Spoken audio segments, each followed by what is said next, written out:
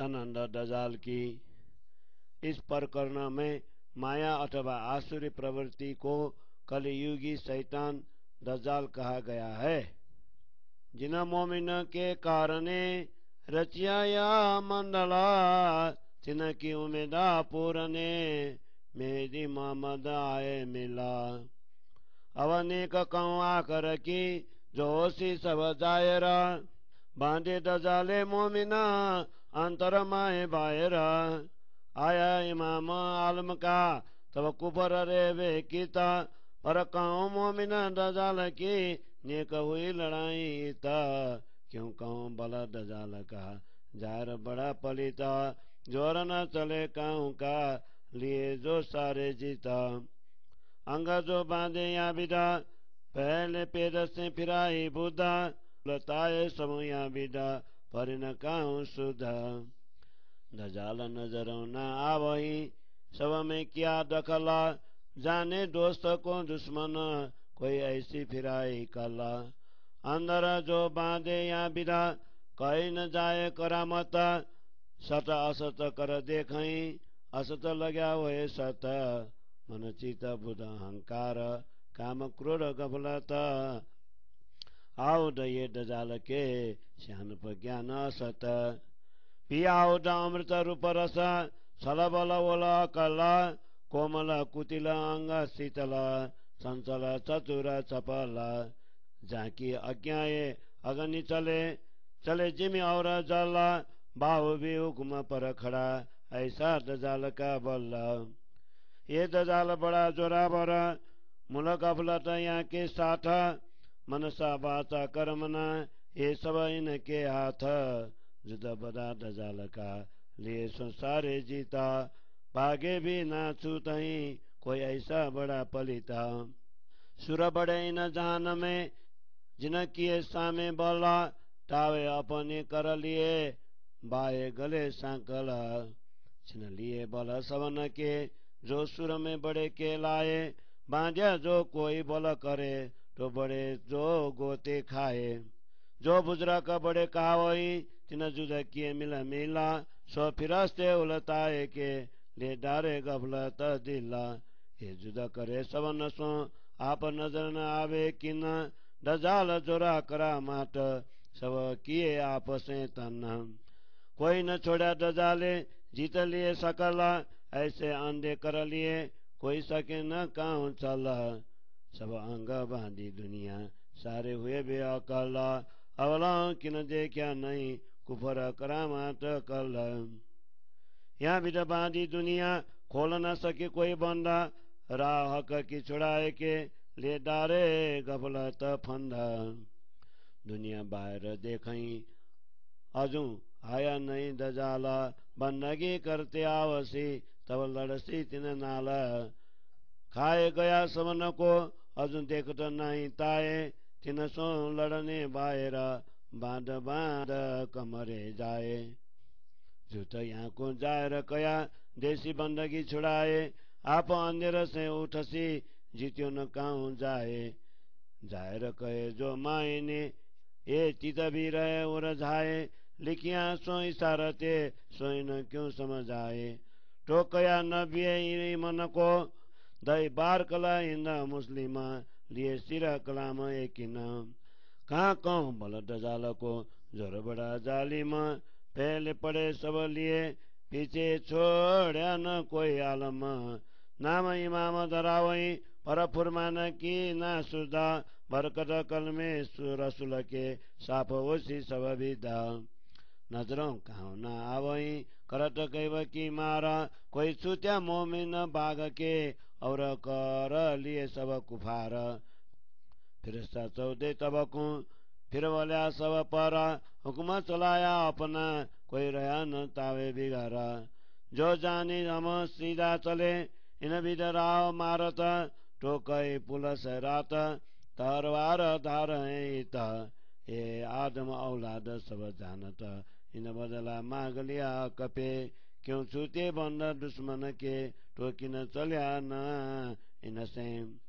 क्यों करे जंग दजाल सो काफर या मुसलमान, औलाद आदम सब तावीन पासा दिल शैतान।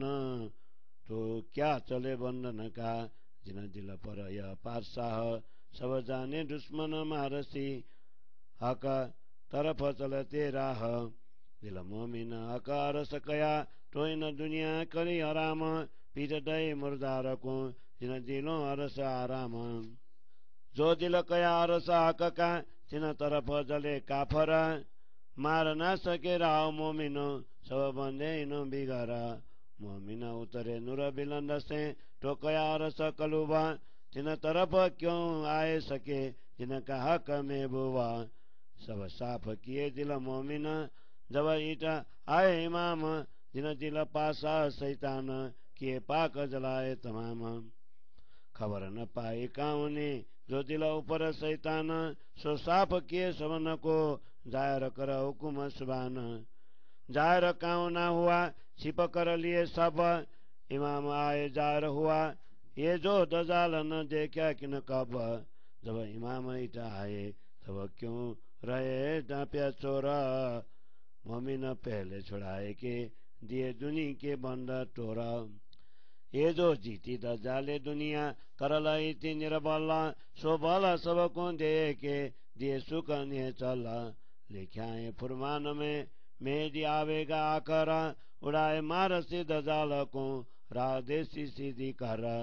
अब हुए सब जायरा, कुफर करामात कला, मोहम्मद मेदी के प्रताप से, जासी बंद सब जल। कुदरत रूप दजाल को, किनाऊ न जाने जाए, तब सबको शुद्ध परी, तब इसे दिया उड़ाए।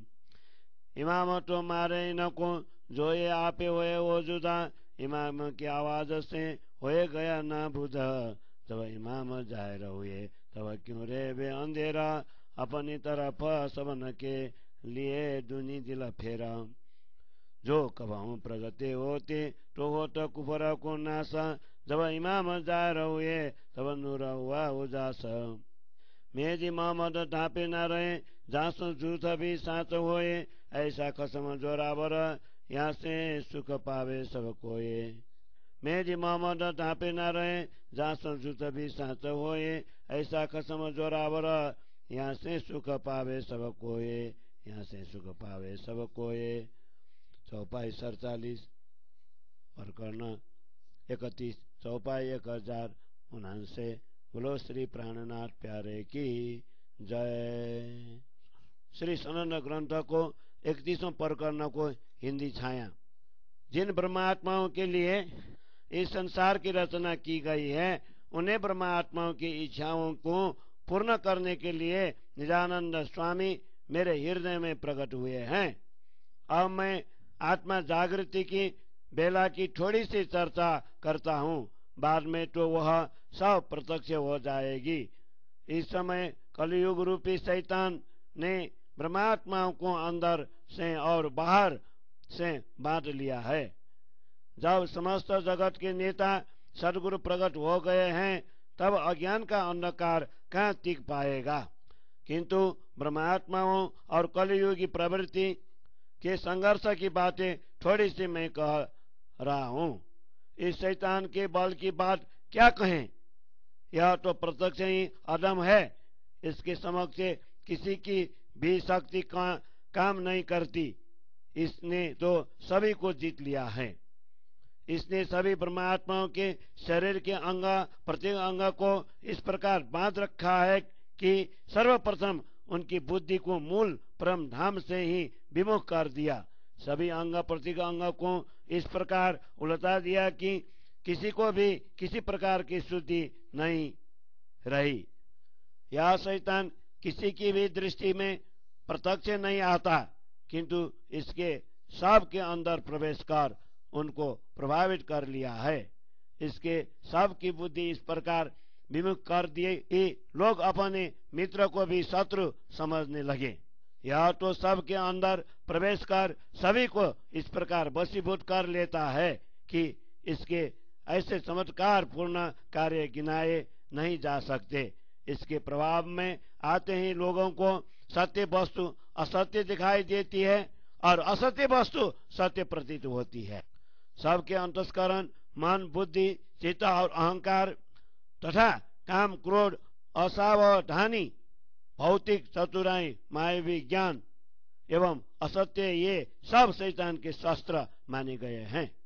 इसके और भी शास्त्र बताए गए हैं। अमृत रूप, रस, छल, शक्ति, दांव पेच, बुद्धि, चातुर्य, कोमलता, कुटिलता, बाह्य, शीतलता, चंचलता, चतुरता तथा चपलता। जिसकी आज्ञा मात्र से अग्नि प्रज्वलित होती है, पृथ्वी टिकी रहती है, जल तथा वायु प्रभावित होते हैं, उस दज्जाल का इतना बड़ा सामर्थ्य है। वास्तव में यह दज्जाल बड़ा शक्तिशाली है, क्योंकि मूल रूप में असावधानी इसके साथ है। इसलिए मनुष्य के मन, वचन और कर्म इसी के वशीभूत है। इस दज्जाल के साथ इतना बड़ा युद्ध होता है, फिर भी यह सबको जीतकर वशीभूत कर लेता है। यह इतना अधम है कि भाग जाने पर भी पीछा नहीं छोड़ता। इस संसार में बड़े बड़े ऋषि, महर्षि, योगी, साधक आदि ने बड़ा पराक्रम दिखाकर इसका सामना किया, तथापि उन सबों के गले में फंदा डालकर उनको इसी ने वशीभूत कर लिया। जितने भी महान तपस्वी कहलाते थे, उन सब की शक्ति का इसने हरण किया। इसके बंधन में बंधे हुए व्यक्ति इन बंधनों से छूटना चाहे तो वे और अधिक बंध जाते हैं। इस प्रकार वे गोते खाते रहते हैं।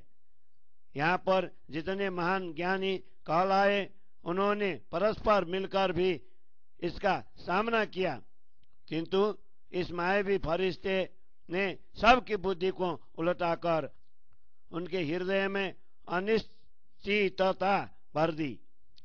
वैसे तो यह सब के साथ युद्ध करता है, किंतु किसी की भी दृष्टि में नहीं आता। यह दज्जाल अपने चमत्कार के बल पर सबको अपने समान अधम बना देता है। इस दज्जाल ने किसी को भी नहीं छोड़ा, अपितु सबको वशीभूत कर लिया। इसने सबको इस प्रकार मदान्धा बना दिया कि कोई भी सन्मार्ग पर नहीं चल सकता। इस दज्जाल के बंधन से अंग प्रत्यंग बंधे हुए सभी व्यक्ति बुद्धिहीन हो गए हैं। अभी तक कोई भी इसकी झूठी चमत्कार पूर्ण चाल को समझ नहीं सका।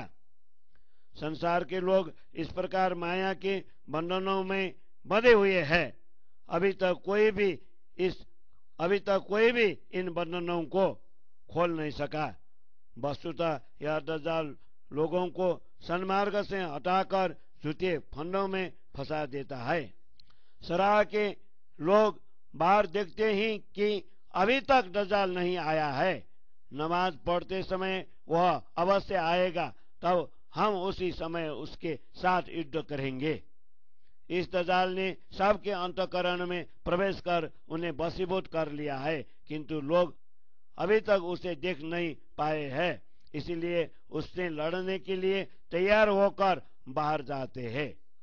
कुरान में इसके युद्ध के विषय में स्पष्ट कहा है कि यह सब से पूजा पाठ छुड़वा देगा, किंतु यह तो स्वयं मनुष्य के अंतःकरण से ही उत्पन्न होगा, इसीलिए यह किसी से भी जीता नहीं जा सकेगा।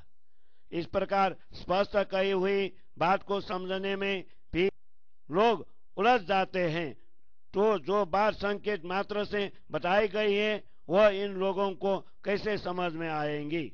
इसीलिए रसूल पैगंबर ने यमन के मुसलमानों को कहा कि अब यह कुरान की समृद्धि हिंदुस्तान के मुस्लिमों को दी गई है, क्योंकि उन्होंने कुरान पर विश्वास कर उसकी आज्ञा को सिरधार्य किया है। दज्जाल के सामर्थ्य की बात ही क्या करें, यह तो बड़ा ही दुष्ट है। सर्वप्रथम इसने पतित विद्वानों को अपने वशीभूत किया, पश्चात इसने जगत में किसी को भी नहीं छोड़ा, अर्थात सभी को वशीभूत कर लिया। स्वयं को इमाम कहलाने वाले लोगों में भी कुरान की कोई शुद्धि नहीं है। वस्तुतः रसूल मोहम्मद के वचनों के प्रताप से सबके हृदय में निर्मल हो जाएंगे। यह दज्जाल प्रत्यक्ष रूप से किसी की दृष्टि में नहीं आता, परंतु परोक्ष रूप से सभी पर प्रहार करता है।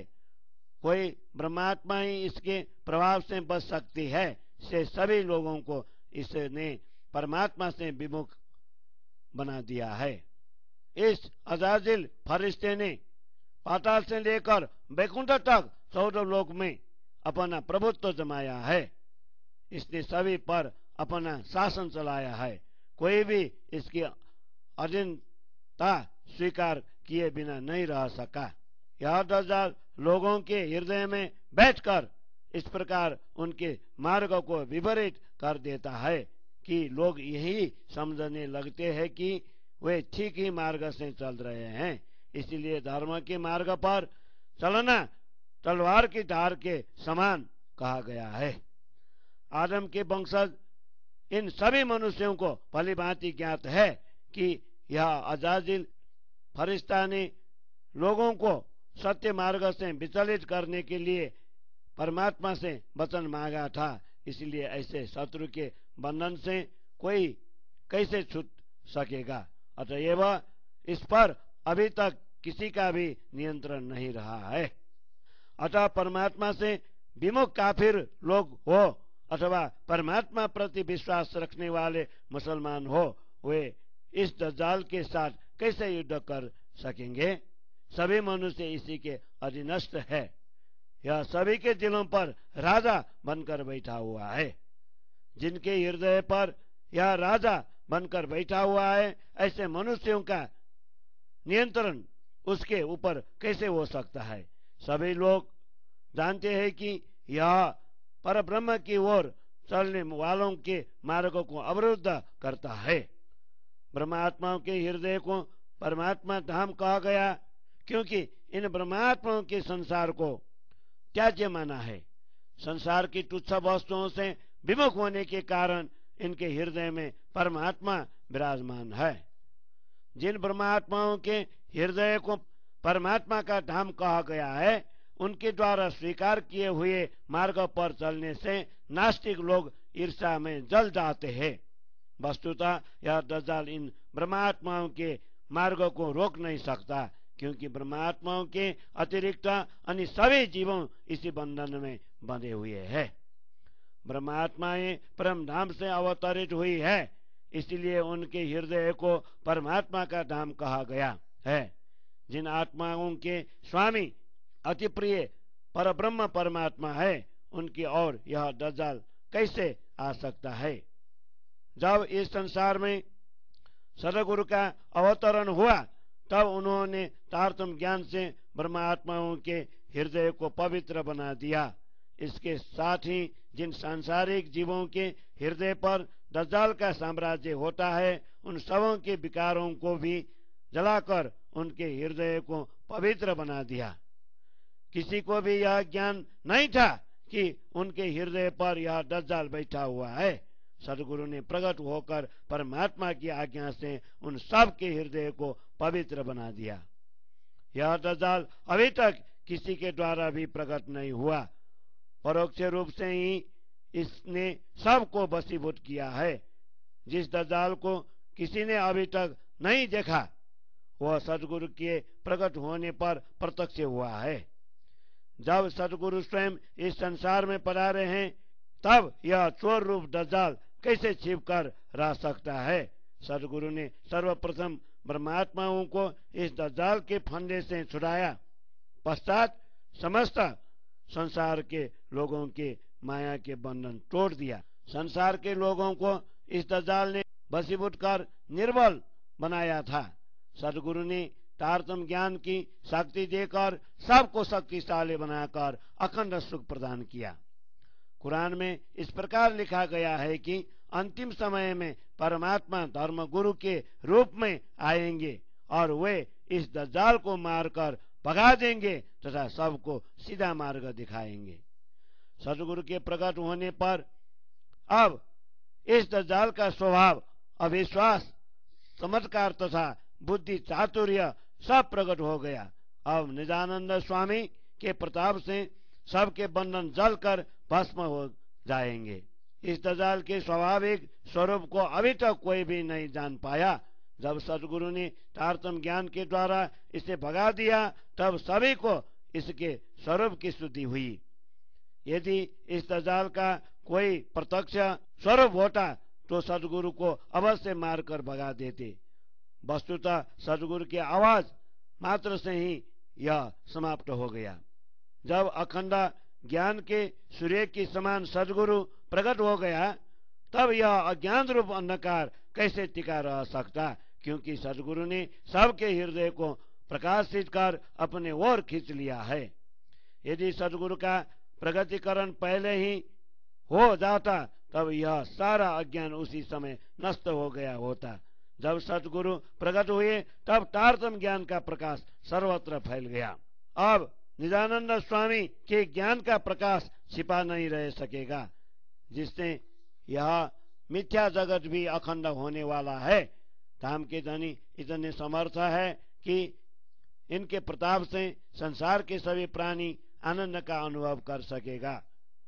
अब निजानंद स्वामी के ज्ञान का प्रकाश छिपा नहीं रह सकेगा, जिससे यह मिथ्या जगत भी अखंड होने वाला है। धाम के धनी इतने समर्थ है कि इनके प्रताप से संसार के सभी प्राणी आनंद का अनुभव कर सकेंगे। इनके प्रताप से संसार के सभी प्राणी आनंद का अनुभव कर सकें। चौपाई 47 प्रकरण 31 चौपाई 1079। बोलो श्री प्राणनाथ प्यारे की जय। सनंद इमाम के प्रताप की। प्रताप इमाम का कहो इन जुआ कह न जाए, तो भी नेक रोशन करो तुम लीजो चित ल्याए। ये नेक करूं इशारता तुम सुनियो आखर दिन, पहले मिला सिरू मोमिना पीछे तो सब जन। ये शरत सोई जो आगे करी हक इलम होसी जायरा, लिखा है कुरान में आए सो आखर। शब्द गुज पुकारई सब में सचराचर, सो सारे कदम तले अब आए इमाम आखर। खेल पाया इब्तदाए से आप असल बक्का घर, सब सुध वही प्रताप थे जब आए इमाम आखर। ये जो खेल था कुदरती काऊ खोल न देखी नजर, सो उड़ाए दई पेना जुल्मत जब आए इमाम आखर। गुण त्रिलोकी मोह की कहते हुए कि न पारा, सो संशय न रहा कि न कहा जब आए इमाम आखर। निरंजन निराकार थे खेल रचो नारी नारा, ये सुधवई सबको जब आए इमाम आखर। ये जो फिरस्ते नूर से खेल तिने किया पसरा, ये गुजर सारों ने पाया जब आए इमाम आखर। काल सुन्न जड़ चेतना ये सब हुए जायरा, ये धोखा किन न लहरया जब आए इमाम आखर। वेद कतिब के माए ने सब दृढ़ हुए दिल धारा, किन मगज मायने जायरा जब आए इमाम आखर। इलम ले ले अपना सब जुदे हुए जगरा, सो सारे एक दिन हुए जब आए इमाम आखर। गए भी मारा दजाल का सब में गया पसरा, सो साप हुई सब दुनिया जब आए इमाम आखर। आग बिना सब दुनिया अगी न हुई दरबारा, सो सारे ठंडे किए जब आए इमाम आखर। दुनिया गोते खाओ ही बिना जल भव सागर, सो सारे ही तिरक किए जब आए इमाम आखर। क्यों पैदा क्यों हो सिफना ये न काऊ को खबर, सो सारों को सुध हुई जब आए इमाम आखर। छिपिया साथ सबन से छूट गया पसरा, सो सारे सत ले खड़े जब आए इमाम आखर। काम क्रोध दिमाग में सब के निसबासर, सो सारे ठंडे हुए जब आए इमाम आखर। शब्द न लगे काऊ को ऐसे हृदय बोए बजरा, सो गलित गाट हुए निर्मल जब आए इमाम आखर। मुस्लिम को मुस्लिम की हिंदुओं हिंदू की तरह, ये समझे सब अपने में जब आए इमाम आखर। मने फिराई दुनिया रह न सक्या कोई थिरा, सो मन सारे चिर किए जवाए माम आखर अलख जो अगम का होई ताकि कर कर थके फिकर सो सक सुबह सवा उड़ गई जवाए माम आखर शुद्ध आत्मा पर आत्मा सक्या न कोई कर सो सारे धोखे मिटे जवाए माम आखर हद बेहद की पार की सब देखे थके फिर फेरा सो सारों ने देखिया जवाए माम आखर पार सुध किन ना हती बाहर अंदर अंतर सो सारे संग से गए जवाए माम आखर थोड़ा के सब थके ये जो लैलत कदर ये दरवाजा खोलिया जवाए माम आखर कांटे नूर तजला की सो नूर की भाई खबर सो पर्दे उड़े सबन के जवाए माम आखर कांटे अक्षरातीत की सो सुदना अक्षर छेरा सो सारे जाए रहो ये जवाए माम आखर इसका कसम बताओ ही उड़ाए दिया सब दारा कायम सुख सब ले वही जवाए माम आखर मोमिन पीछे ना रहे ताए सके न कोई पकड़ा मेरा पूरी सबन की जवाए माम आखर बड़े सुख मोमिन ले वही रस इसक पिए बराबर औरों को भी पिला वही जवाए माम आखर ये सुख कह न जाओई रह न कछु अंतर मोमिन रुए जा रुए जवाए माम आखर सुख आस को क्यों कहूँ जो लेवे मैं सुख अंदर सुन मोमिन टुक हो भाई जवाए माम आखर पीछे जान इन दूनी की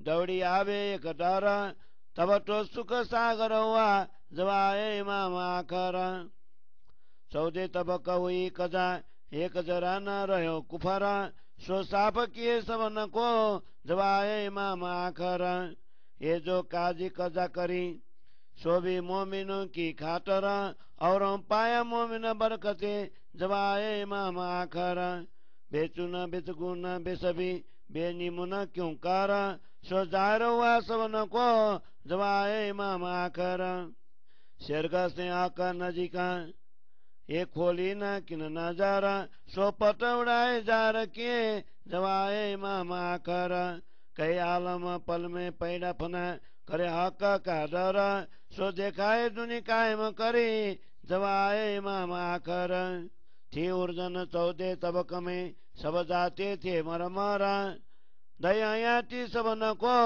जवाए माम आखर किन पाया न मगज मुसाफ का जो लाया आखिर पैगंबर किया जा रहा सो अकब का जवाए माम आखर लेवे किताब इमाम का बात न खुले न बिगड़ा सो खोला के बिस्तर सब जवाए माम आखर थी रात अंधेरी सबन में बक्का दिन दिखाया करे फजरा मकसूदा किया सबन का जवाए माम आखर इलम लुदनी कहूँ ना उता कर जाहिर मिताबे कुफरा दिया सुख कायम सबको जवाए माम आखर कोई बेशक दुनिया में ना होता गई दुनिया यही उमरा सदृद कर दया कसरत जवाए माम आखर इमाम नूर अति बड़ो पर अब कह न जाए मेलावसी तब मोमिनो तब देवंगी नी के बताए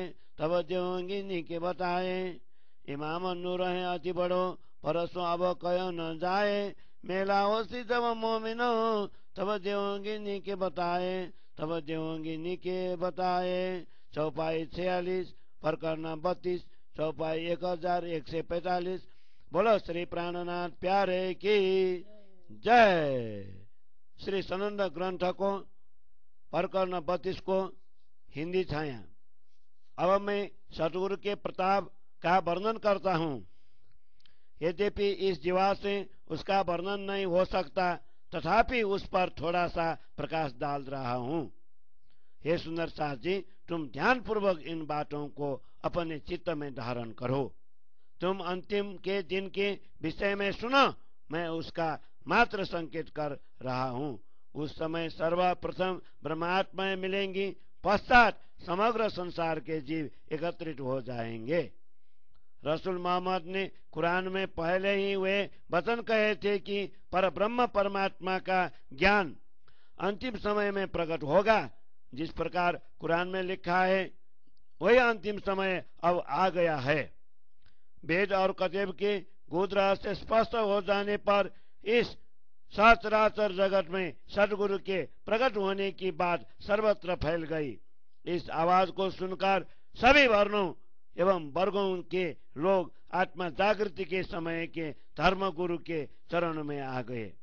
इस सृष्टि की रचना जब से हुई है तब से यहाँ विभिन्न प्रकार के खेल दिखाई दिए हैं, किंतु अभी तक यह शुद्धि किसी को भी नहीं हुई कि परमात्मा कौन है एवं उनका मूल घर कहाँ है।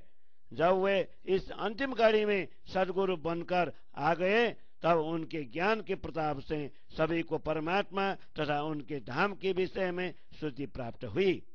इस संसार की रचना प्रकृति के द्वारा हुई है, किंतु अभी तक किसी ने भी अपनी दृष्टि खोलकर इस रचना को नहीं देखा।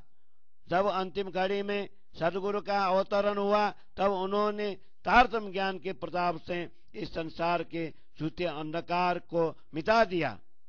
सत, रज और तम इन तीनों गुणों से युक्त तीनों लोगों की यह लौकिक सृष्टि कहाँ से उत्पन्न हुई और किसके लिए उत्पन्न हुई है।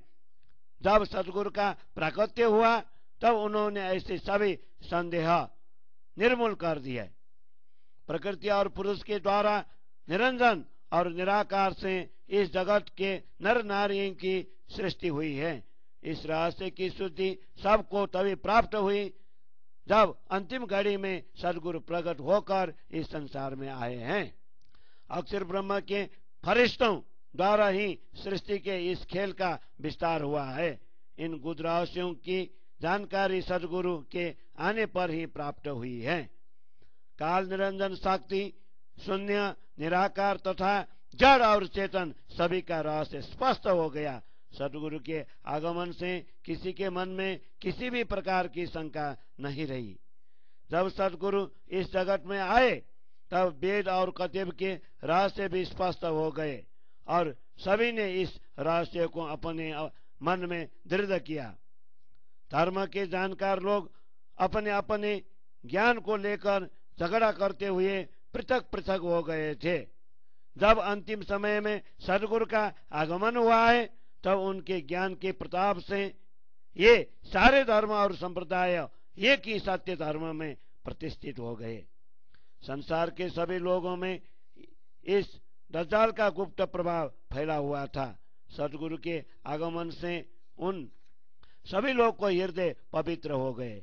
संसार के लोग अग्नि के बिना ही काम, क्रोध, लोभ इत्यादि से जल रहे थे। सदगुरु ने आकर अपने निर्मल ज्ञान रूपी अमृत से सींचकर सबको शीतलता प्रदान की। संसार के लोग इस भव सागर में जल के बिना ही गोते खा रहे थे। सदगुरु ने अंत में प्रकट होकर उन सभी को अखंड मुक्ति प्रदान की। सृष्टि की रचना क्यों हुई है और अंत में यह क्यों नष्ट हो जाएगी, अर्थात इसका लय क्यों हो जाएगा, इस रहस्य की जानकारी किसी को भी नहीं थी।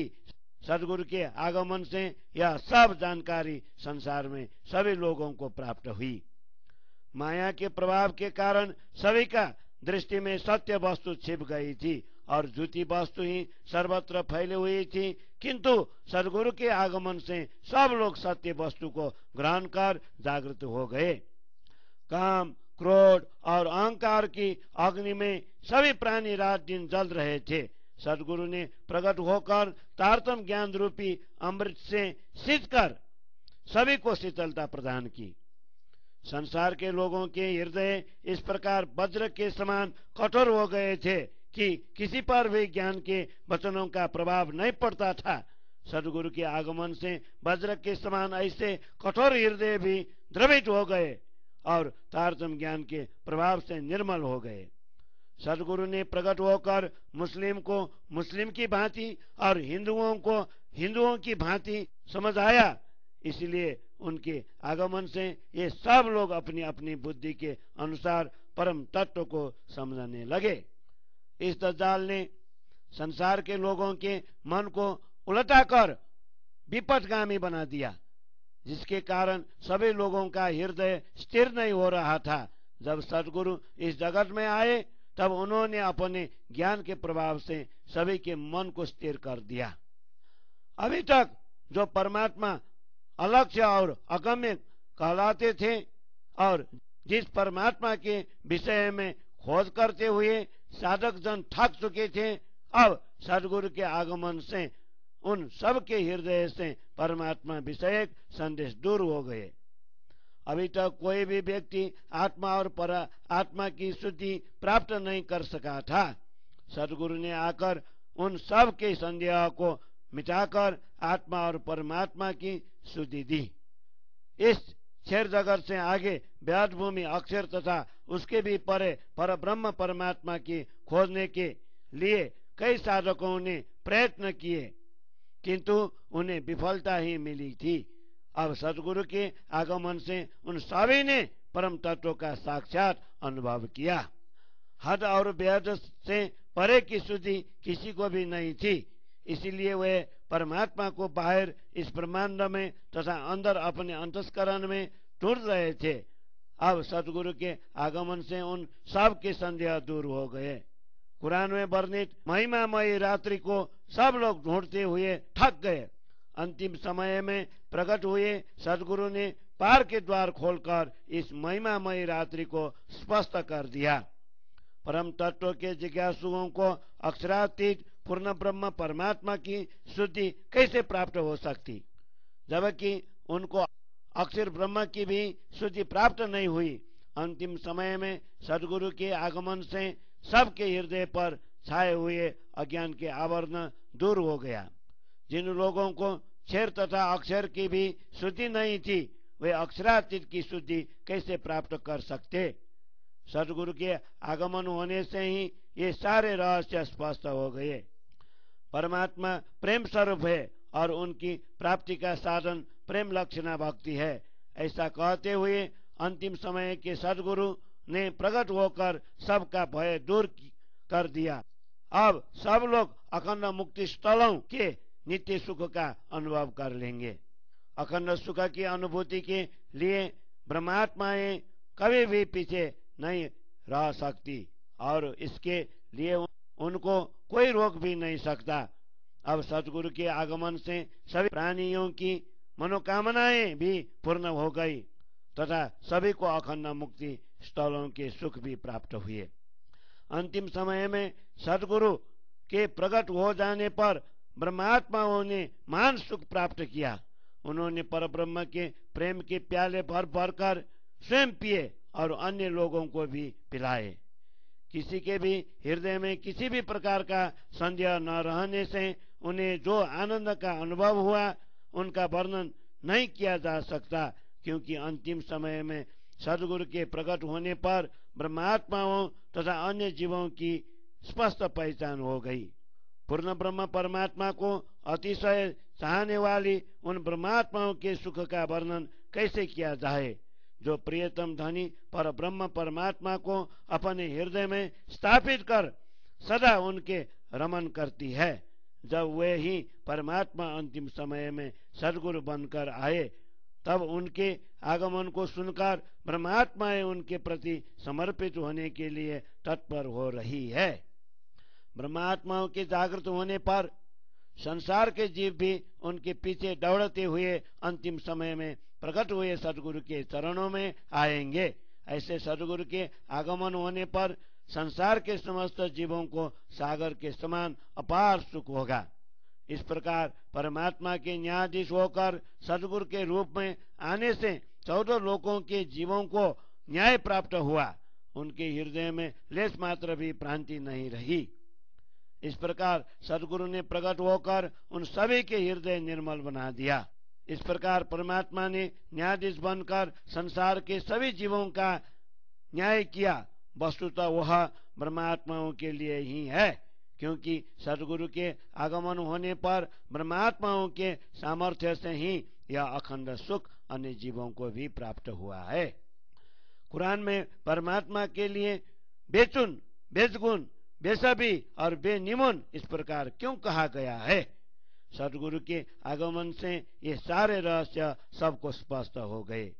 वस्तुतः परमात्मा हृदय की मूल धमनी से भी अति निकट है, किंतु किसी ने भी अपनी आंतरिक दृष्टि को खोलकर उनके दर्शन का प्रयत्न नहीं किया। सदगुरु ने इस प्रकार अंतिम समय में प्रकट होकर सभी के हृदय से अज्ञानता का आवरण दूर किया और सबको परमात्मा की पहचान करवा दी। परब्रह्म परमात्मा इतने समर्थ हैं कि वे अपनी आज्ञा मात्र से अक्षर ब्रह्म के द्वारा ऐसा करोड़ों ब्रह्मांड को पल मात्र में पैदा करते हैं और पल मात्र में उनको लय भी करते हैं। अब अंतिम समय में सदगुरु ने प्रकट होकर ऐसे नाशवान संसार के जीवों को भी परमात्मा का अनुभव करवाकर अखंड मुक्ति स्थलों का सुख प्रदान किया। इस प्रकार 14 लोकों में परमात्मा विषयक उलझने की थी, जिनके कारण सभी लोग जन्म और मृत्यु के चक्र में गोते खा रहे थे। सदगुरु ने अंतिम समय में प्रकट होकर उन सब जीवों को अखंड मुक्ति स्थल प्रदान किए। अंतिम पैगंबर कहलाने वाले रसूल ने कुरान का संदेश दिया, किंतु उसके रहस्यों को कोई समझ नहीं सका। जब अंतिम समय में सदगुरु ने प्रकट होकर कुरान के इन रहस्य को स्पष्ट करते हुए पर ब्रह्म परमात्मा एवं परम धाम को प्रकट कर दिया। कई लोगों ने स्वयं को इमाम होने का दावा किया, किंतु इन अंतिम समय के सदगुरु बिना किसी को भी कुरान के गूढ़ रहस्य स्पष्ट नहीं हुए। अंतिम समय में सदगुरु ने प्रकट होकर कुरान के रहस्यों को स्पष्ट करते हुए सभी जीवों को अखंड स्थलों में मुक्ति प्रदान की। यद्यपि रात्रि के अंधकार के समान सभी लोगों के हृदय पर अज्ञान रूपी अंधकार छाए हुआ था, तथापि अंतिम समय के ऐसे सदगुरु ने प्रकट होकर अपने तारतम ज्ञान के प्रताप से अखंड के दर्शन करवाते हुए ज्ञान का प्रवाह कर दिया और सभी की मनोकामनाएं पूर्ण की। सदगुरु के आगमन से पूर्व इस संसार में कहीं भी यह तारतम ज्ञान प्रकट नहीं हुआ था। सदगुरु ने इसे प्रकट कर सब जीवों की भ्रांतियों को मिटा दिया तथा सभी को अखंड सुख प्रदान किए। यद्यपि सृष्टि के आरंभ से अभी तक इतने दिन व्यतीत हो गए, किंतु कोई भी परमात्मा के प्रति संध्या रहित नहीं हो सका था। अब सदगुरु ने प्रकट होकर सभी को परमात्मा के स्वरूप का अनुभव करवाते हुए परमात्मा के प्रति दृढ़ बना दिया। सदगुरु के ज्ञान का प्रकाश इतना तेजोमय है कि उसका वर्णन नहीं किया जा सकता। जब सभी ब्रह्मात्माएं एकत्रित होंगी तब इसके संदर्भ में और प्रकाश डाला जाएगा। सदगुरु के ज्ञान का प्रकाश इतना तेजोमय है कि उसका वर्णन नहीं किया जा सकता। जब सभी ब्रह्मात्माएं एकत्रित होंगी तब इसके संदर्भ में और प्रकाश डाला जाएगा।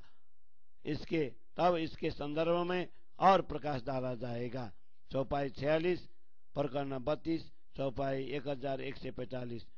बोलो श्री प्राणनाथ प्यारे की जय। सनंद कजा की आरबी सिंधी।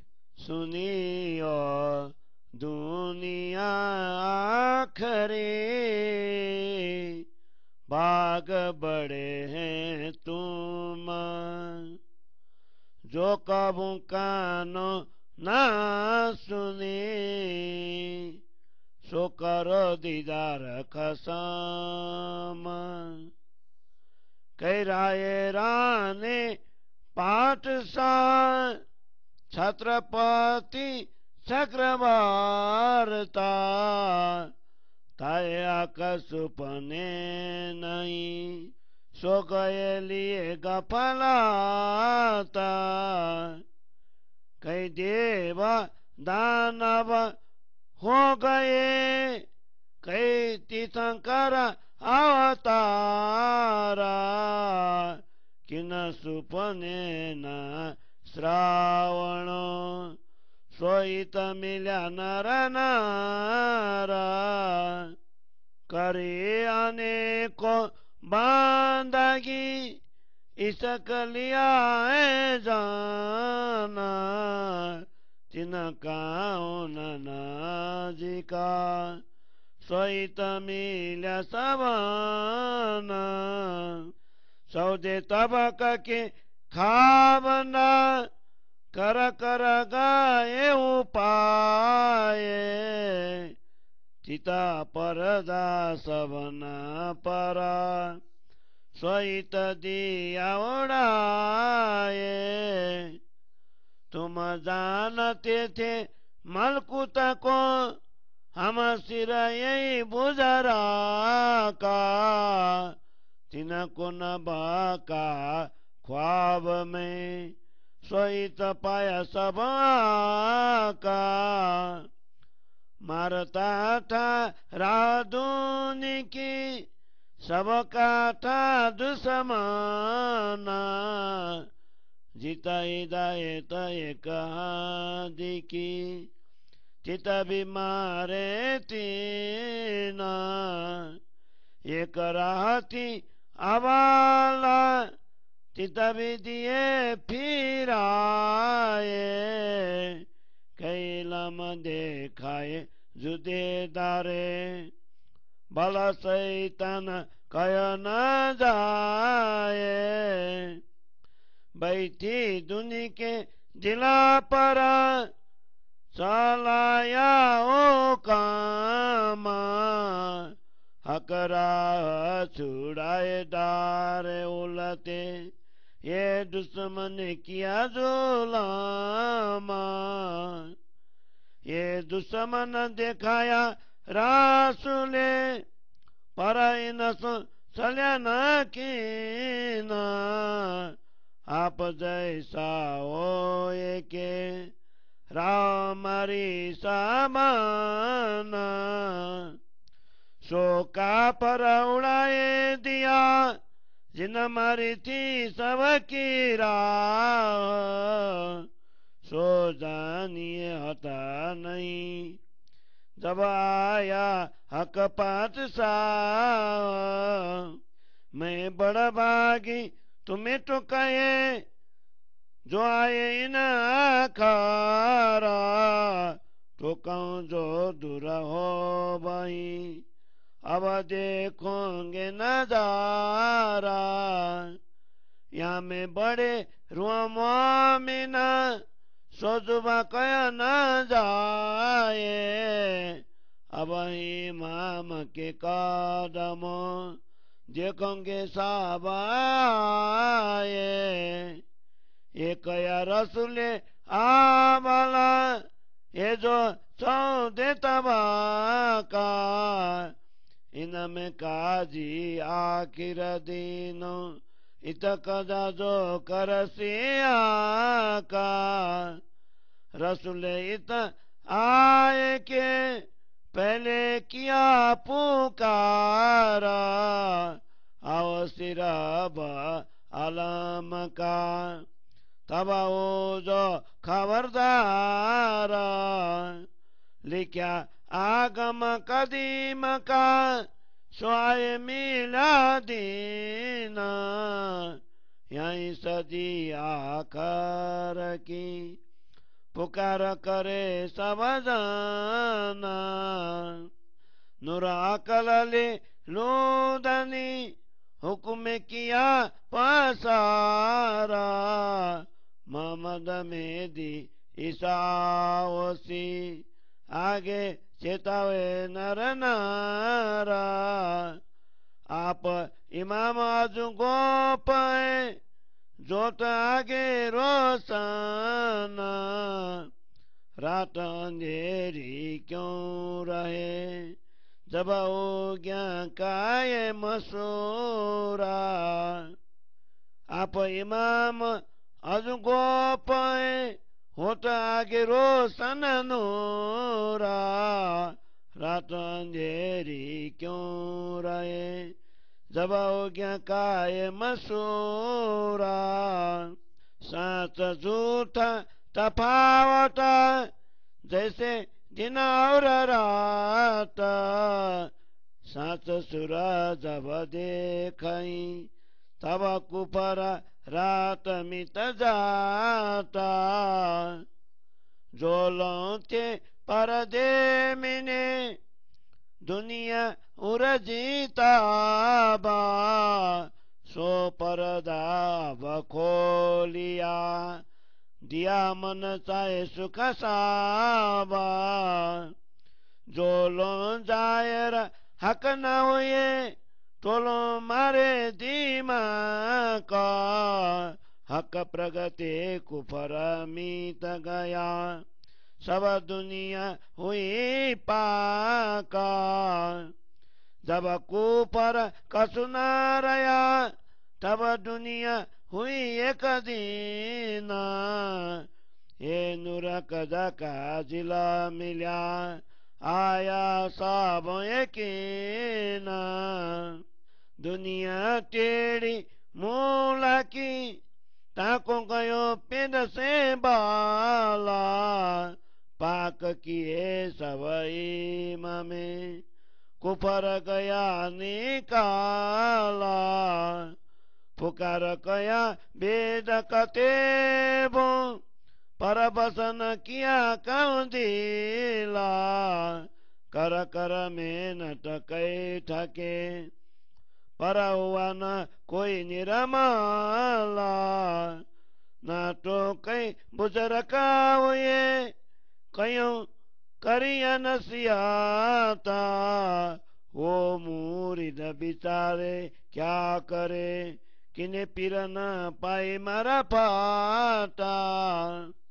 सो इमामे इता किया सब जन के मन बासा, होए न कि न इमाम को इन जुबाए जासा, सो इमाम इता आया इन जिमी हिंदुस्तान, सब तलबे यहीं दिशा सौदे तब की जाना, पर मुझे प्यारी बरारवा जिन जिमी आए रसूला, मेरा नजर मोहम्मद की पर का पर गए सब भूला, पीछे केरा नजर करी सो भी वास्ते मेरा, पर का पर जो उलते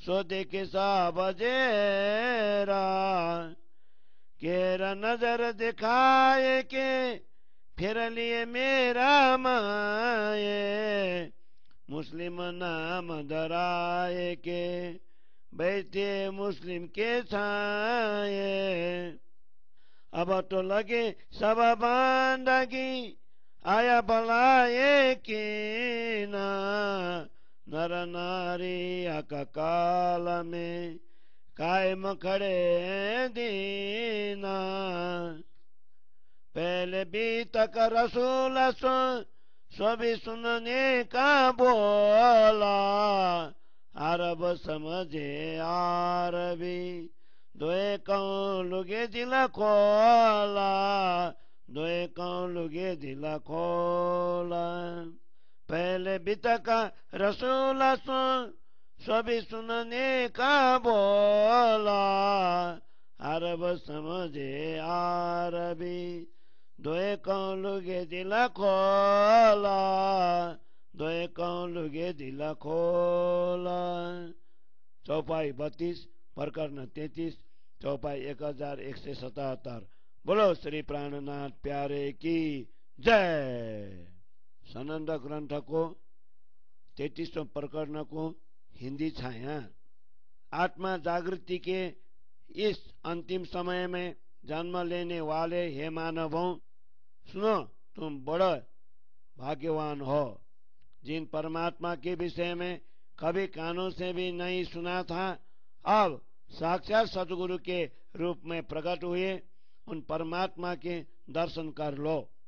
इस जगत में कितने राजा, राणा, बादशाह, छत्रपति तथा चक्रवर्ती हो गए, किंतु उनको स्वप्न में भी परब्रह्म परमात्मा के दर्शन नहीं हुए। वे तो मात्र अज्ञान के अंधकार में डूबे हुए चले गए। इस प्रकार असंख्य देव, दानव, अवतार एवं तीर्थंकर बड़े शक्तिशाली हो गए हैं। उन्होंने स्वप्न में भी परमात्मा के विषय में नहीं सुना। वे पूर्ण ब्रह्म परमात्मा इस समय संसार के सामान्य नर नारियों को भी सहजता से प्राप्त हुए हैं। अनेक लोगों ने परमात्मा की उपासना की एवं कई लोगों ने विहंगम प्रेम मार्ग का भी अनुसरण किया, तथापि जो परमात्मा कदापि उनके समीप नहीं हुए, वे अभी यहाँ पर सभी को अनायास प्राप्त हो गए हैं। 14 लोकों के स्वामी कहलाने वाले ब्रह्मा, विष्णु, महेश्वर आदि भी अनेक प्रयत्न करते रह गए, किंतु उन सभी के हृदय पर अहंकार का आवरण बना रहा। उस आवरण को सद्गुरु ने प्रकट होकर तारतम्य ज्ञान के द्वारा दूर कर दिया। तुम लोग मात्र इतना ही जानते थे कि वैकुंठ ही हमारे लिए सर्वोच्च है, किंतु वहाँ के अधिपतियों को स्वप्न में भी अविनाशी तत्व की शुद्धि नहीं होती। उन परमात्मा को यहाँ पर सभी लोगों ने साक्षात प्राप्त कर लिया। यह दज्जाल संसार के सभी जीवों को सन्मार्ग से विचलित करता था, जिससे वह सबका शत्रु बन गया। जिस समुदाय को सद्गुरु श्री देवचंद्र जी महाराज का मार्ग दर्शन प्राप्त है, ऐसे परमात्माओं के मार्ग में भी इसने बाधाएं डाली। सर्वप्रथम रसूल मोहम्मद ने एक परमात्मा का मार्ग प्रशस्त किया, परंतु इस दज्जाल ने उन लोगों की मति को भी उलटा दिया। सबको भिन्न भिन्न प्रकार का ज्ञान समझाकर उन्हें एक दूसरे से अलग कर दिया। इस प्रकार इस दुष्ट की क्षमता बताई नहीं जा सकती। इसने संसार के प्राणियों के हृदय में बैठकर उन पर अपना शासन जमाया और उनको सत्य मार्ग से छुड़ाकर विपरीत मार्ग की ओर उन्मुख कर दिया। इस प्रकार इस दुष्ट ने बड़ा अन्याय किया है। रसूल मोहम्मद ने इस दज्जाल के स्वरूप की पहचान करवा दी थी, किंतु इसके समक्ष किसी का भी बस नहीं चला। इसने स्वयं को संसार के जीवों का स्वामी कहकर अथवा स्वयं भी सांसारिक जीवों के समान बनकर सबका मार्ग अवरुद्ध किया है। जिसने सबके मार्ग को अवरुद्ध किया था, उस अवज्ञाकारी दज्जाल को सबके सम्राट परमात्मा ने प्रकट होकर इस प्रकार निर्मूल बना दिया कि मानो वह कभी था ही नहीं। मैंने इसीलिए तुम्हें भाग्यवान कहा है कि तुम इस अंतिम घड़ी में आए हो। यदि तुम सद्गुरु इमाम से दूर होते तो मुझे अवश्य कहना पड़ता, किंतु तुम सन्मुख हो अतः अपनी आंखों से यह सब देख लोगे। इस सृष्टि में परमात्माएं सबसे महान है। उनकी महिमा का वर्णन नस्र जीवा से नहीं हो सकता, क्योंकि उनको तुम इस समय अपने सद्गुरु के चरणों में पहुंची हुई देखोगे। रसूल मोहम्मद ने पहले से ही कहा था कि इस 14 लोक वाले ब्रह्मांड में अंतिम समय में स्वयं परमात्मा न्यायाधीश बनकर आएंगे और सबका न्याय करेंगे। रसूल ने पहले ही यहाँ आकर लोगों से यह बात कही थी कि समग्र संसार के नियंता परमात्मा आएंगे, उस समय तुम सावचेत हो जाना। प्राचीन काल में आत्मा जागृति के समय की भविष्यवाणी की गई थी।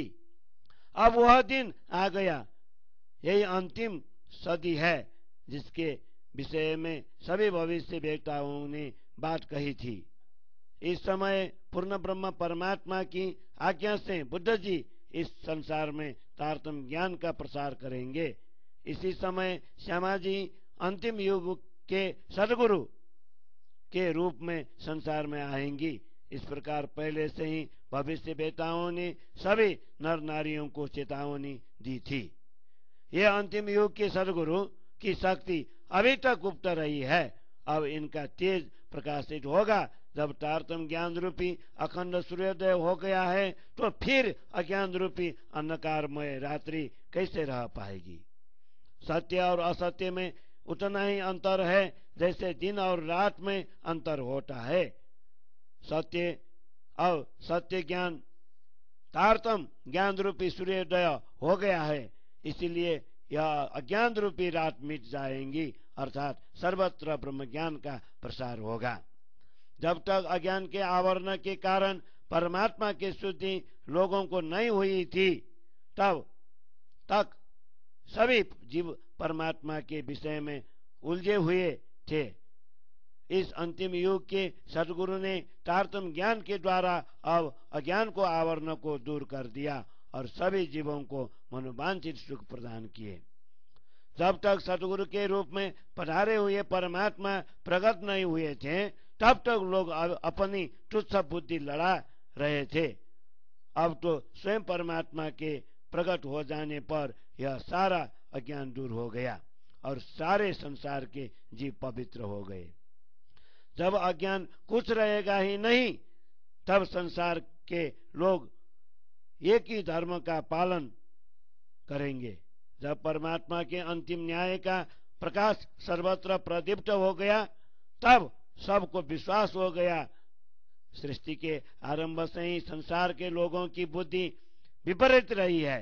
तारतम ज्ञान के प्रकाश से अब उसकी वक्रता मूल से मिट गई। इस प्रकार सदगुरु ने सबके अंतःकरण को पवित्र किया, जिससे सारा अज्ञान मिट गया। वेदों और कतबों में हृदय को पवित्र बनाने की बात स्पष्ट कही गई है, किंतु किसी ने भी अभी तक अपने मन को नियंत्रित नहीं किया। इसीलिए कई साधक साधना करते हुए थक गए, किंतु अपने मन को निर्मल न बना सके। वैसे तो संसार में बड़े बड़े ज्ञानी लोग हो गए और अनेक लोगों ने सन्मार्ग पर चलने का उपदेश भी दिया, किंतु वे शिष्य बेचारे क्या कर सकते, जिनके गुरुजन को ही परमात्मा की पहचान नहीं थी। अब आत्मा जागृत के समय के धर्म गुरु ने प्रकट होकर तारतम ज्ञान के द्वारा सब लोगों के मन को नियंत्रित किया। इसीलिए इस नश्वर जीवा से इन सदगुरु की महिमा का वर्णन किया जा सकता। इन सदगुरु की महिमा वर्णन नहीं किया जा सकता।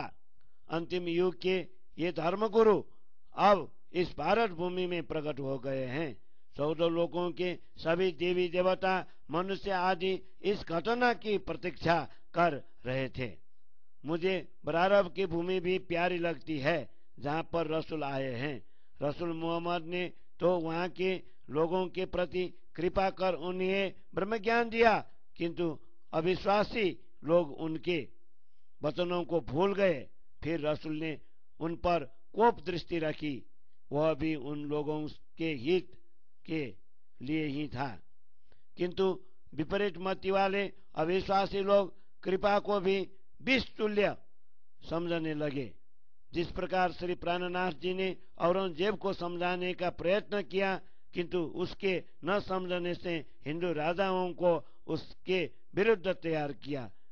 यह भी अत्याचारियों को सन्मार्ग पर लाने के लिए ही किया था, किंतु औरंगजेब जैसे लोग श्री प्राणनाथ जी के प्रति सम्मान नहीं रख सके। इसी प्रकार की घटना रसूल के साथ भी घटी थी। ऐसे अविश्वासी लोगों के प्रति कोप दृष्टि रखकर भी पुनः उनको अपनी कृपा दृष्टि के अंतर्गत ही समा लिया। इस प्रकार रसूल मोहम्मद ने अपने अनुयायियों को नाम मुस्लिम रखकर उनको भी अपनी छत्र छाया में रखा। अब कुरान के अर्थ स्पष्ट हो जाने से सभी को अंतिम धर्म गुरु के प्रति विश्वास उत्पन्न हुआ। इसलिए सभी नर नारी सत्य वचन तारतम ज्ञान प्राप्त कर सर्वदा के लिए धर्म के प्रति समर्पित हुए। सर्वप्रथम मुझे रसूल साहब के विषय में कहना है, वह बात भी संक्षेप में सुनो। अरब लोग अरबी भाषा ही समझते हैं, इसलिए 2-4 वचन दिल खोलकर अरबी भाषा में ही स्पष्ट करता हूँ। इसीलिए 2-4 वचन दिल खोलकर अरबी भाषा में ही स्पष्ट करता हूँ।